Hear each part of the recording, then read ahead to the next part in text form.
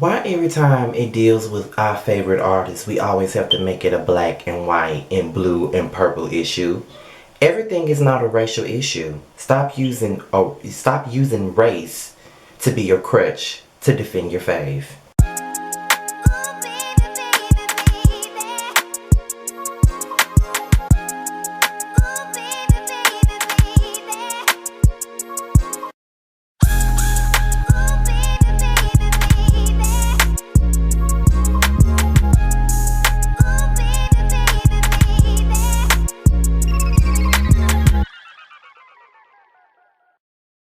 What's going on, you guys? It's your boy Scotty, and this is my other recap of Surviving R. Kelly. It's the third and fourth part, and pretty much these two particular parts of the documentary was centered around the sex tape, which was presented to all of us in 2002.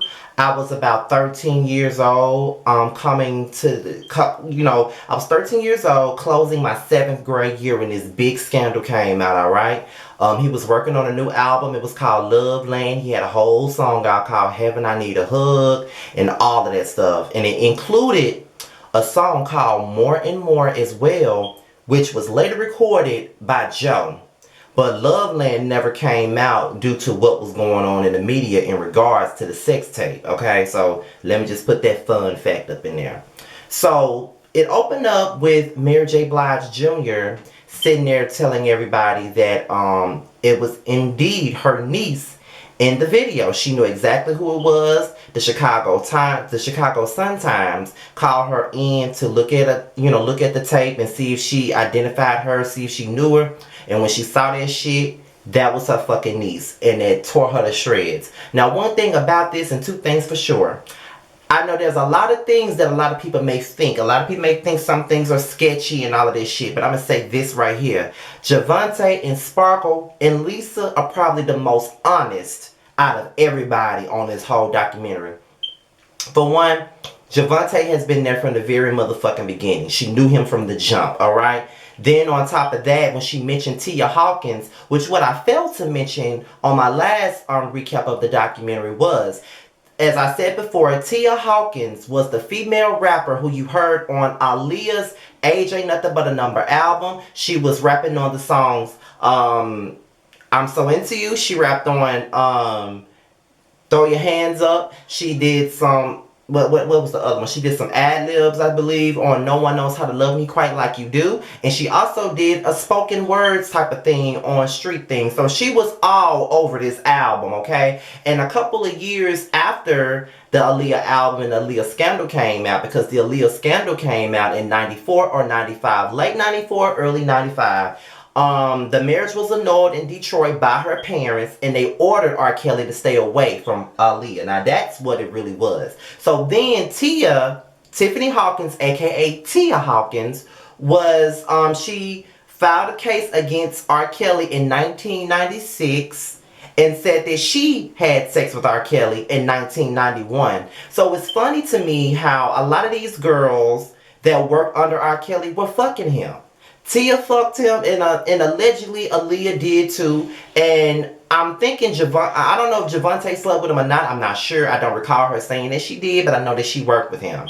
And then you got Sparkle. As I said before, she introduced her niece to R. Kelly. And when the tape came out and she saw that was her niece, she went in, she let loose. She regretted the fact that she ever introduced her niece, her innocent niece, to R. Kelly.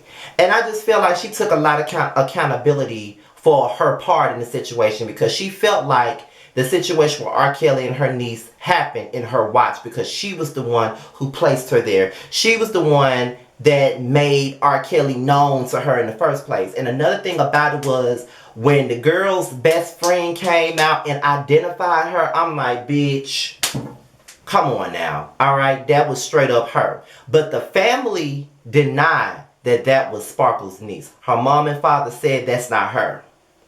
In so many words, it's like, in a sense, they're letting him go and it looks like they were paid off.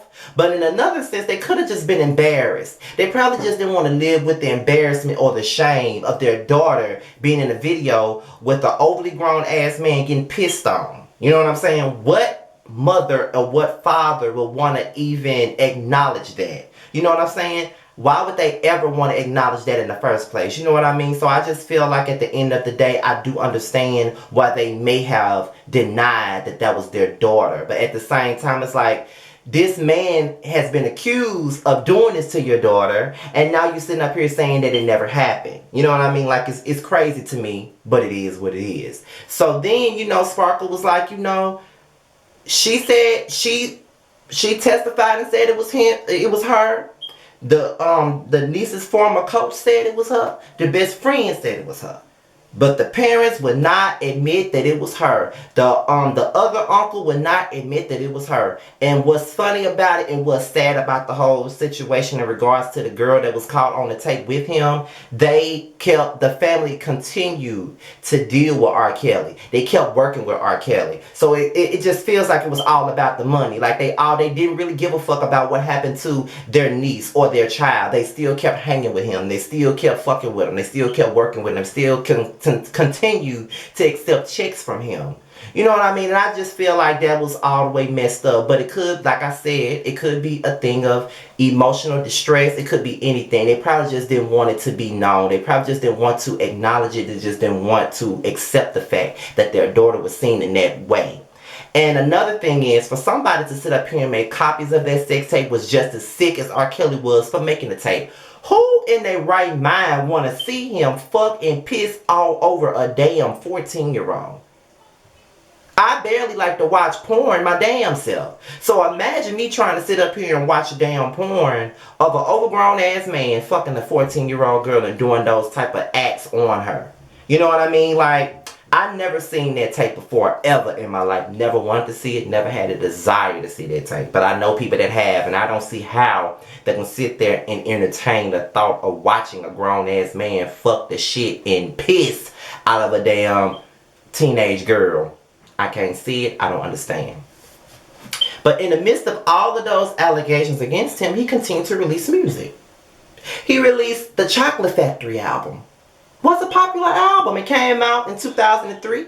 I was 14, 13 or 14. I was in the 8th grade. I know that Ignition came out probably in March of 2013. So I had just, no, 2003, not 2013, 2003. I had just turned 14 that February. And the album came out a little bit after that. So I was in the 8th grade. It was winding down, 3 more months left in school. And I was going to head it off to high school. He came out with Ignition. He came out with Move Your Body Like a Snake. He came out with the Greatest Hits album that same year and had a song called Throw Your Throwing or something like that.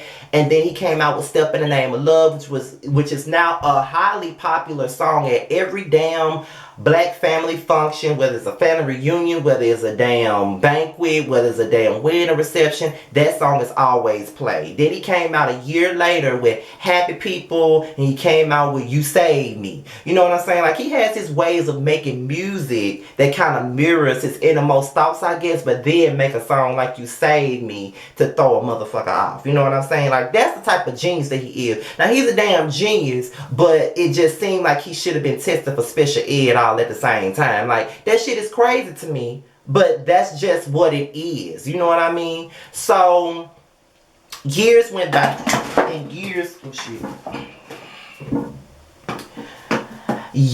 by, and years went by before the trial was even, you know, done. And when it finally came down for the trial, you got girls, African American women, who was out there supporting him. Not supporting the victim at hand, but supporting him, blaming the girl. And this is the thing that I cannot stand with people. People in general, black people in general. And I know I might get stoned for saying this, but I don't give a fuck. Because at the end of the day, this is always on my mind, and I've been wanting to say this. I wanted to say this during the Cardi B and Nicki Minaj debacle that we always talking about on YouTube. I hate it when us as a black race always make things about race. When it comes down to this R. Kelly situation and this whole documentary and everybody telling their stories, the first thing that everybody wants to yell is, oh, the media trying to tear a black person down. Y'all are so in the rush to tear a black man down. But when it's a white man, don't nobody do shit. Now, that just might be true. That if R. Kelly, that if a white man did this, we wouldn't even be having no damn documentaries about it. That just might be true. But at the same time, it just comes across like you saying that people are trying to tear a black man down just by calling this nigga out on his fuckery. And because he's a black man, we're supposed to stand with him and say, yeah, keep fucking them little girls. Yeah, keep pissing in the mouths of these underage bitches. Yeah, keep doing it. We're supposed to do that just because he's a black man. What world do you live in? Y'all so quick to say they love to tear a black man down, but be the first one to tear down a black woman for any fucking thing that she does. How stupid do you sound? You want to lift a black man up, but you want to tear down the black women that he fucking abused and used and treated like a damn sex slave. Where do you get off doing that? That's what I'm trying to figure out. Where do you get off saying, we need to lift our black men, but you're always ripping and shredding up our damn black women at the same time? Get a life and suck a dick. Do that. That might not be appropriate for me to say because of what we're talking about right now, but at the end of the day, it annoys me how people want to use the race card for every situation and they got shit to do with it. Just because we black don't mean that we got to agree to everything a black person does. They're just like with the Nicki and Cardi B thing. I know it has nothing to do with this, but I was so annoyed when people were saying, y'all just want to tear a black woman down. Just because Nicki black, that means I have to agree with everything she does. Just because she black, I'm supposed to shit on Cardi B and shit on her music because Nicki is a black woman. Okay, whatever. I hate when people use that as an excuse. Y'all love to try to lift up a black man, but never want to lift up a black woman. R. Kelly is a black talented man. He's done a lot for the culture. Yeah, he sold a lot of records for the culture. He broke down barriers in the culture, true enough, but he's a sick, perverted ass bitch, and I don't see how you expect everybody to turn a blind eye to that just because we love his music. Fuck that. I like AJ number just like everybody else.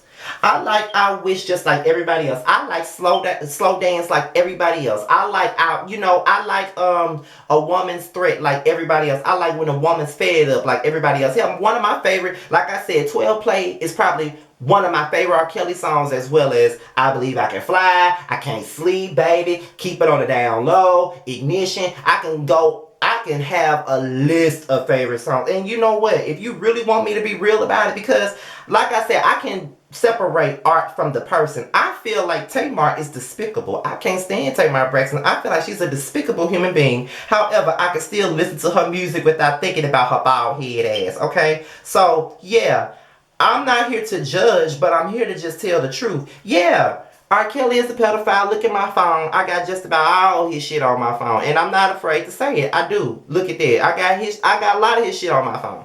But at the end of the day, when you're right, you're right, and when you're wrong, you're wrong, and R. Kelly is fucking wrong for this shit, point blank, and I don't give a fuck about him being a black man. I don't give a fuck about liking his music. I don't give a fuck about none of that. He's fucking wrong, point blank, and the shit that it's not only affecting these girls that he violated, but it's fucking with his kids, because his kids got to deal with the fact that their daddy's a fucking pedophile, and ain't nobody sitting up here trying to see that. The man was caught on camera fucking a whole girl, and y'all still want to sit up here and defend this man and act like these women are in the wrong.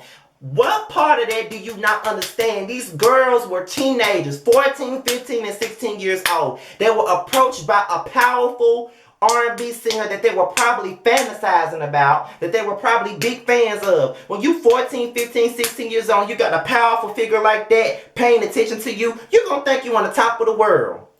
We were all 14 and 15 and 16 fucking years old back then, bitches. Don't act like you wasn't. So stop trying to say fast in the ass, hot in the pussy, all that shit. Maybe so. But at the end of the day, they were teenagers. He was a grown-ass man. He had more control over the situation than they did. I don't give a fuck if they offered themselves up to his motherfucking ass. He was still an adult in the situation. It's so funny how people are so quick to victim shame, victim blame, victim slander, victim every motherfucking thing, but always want to defend the fucking pedophile. It's fucked up. Now we get into this girl, Geronda. She was just like, and then, you know what really stood out to me? When they was showing those clips of those girls being outside his damn case talking about, they just want to tear down a black man and tear down his image. Bitch, him being a sex fiend is his damn image, which is why he's looking at the shit he's looking at right now. Have you ever thought about that? Are you serious right now? But, whatever. She was sitting up here defending him, but didn't believe that he did it. He sat up here and gave her his whole sob story about how he was molested by a man and a woman. She told him about her molestation. And after they sit up here and have this whole discussion, he had sex with her. Turned around, kept her away from everybody. Was fucking her.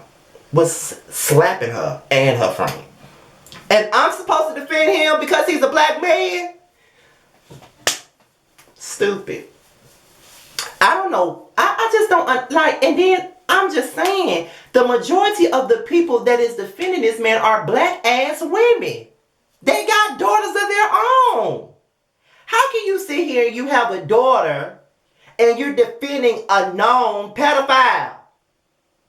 And you blaming the young girls. You blaming the parents. Let's just be 100% real. Yes, I saw Kaya's rant about it, and I didn't agree with her stupid ass, okay? My thing about it is, yes, my mother was very, I wouldn't say she was extremely strict, but she was not the type of person that really allowed sleepovers. Like, she didn't really like for us to spend a night with too many damn people. Now, she may have let us spend a night with a cousin or two, but as far as friends, she really wasn't too keen on that. More so with my sister. She really didn't like that, period.